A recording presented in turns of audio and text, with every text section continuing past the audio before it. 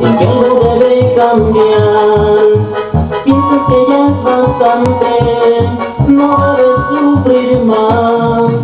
No hay más que 100 años dure y quien lo pueda aguantar.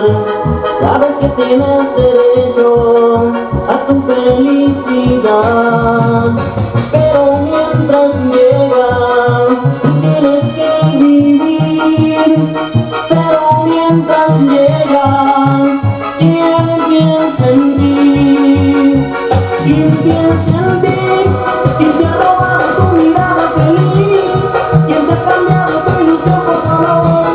¿Quién te ha llevado a tu momento mejor? ¿Quién piensa en ti?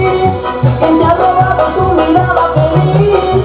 ¿Quién te ha cambiado tu ilusión por favor? ¿Quién te ha llevado a tu momento mejor?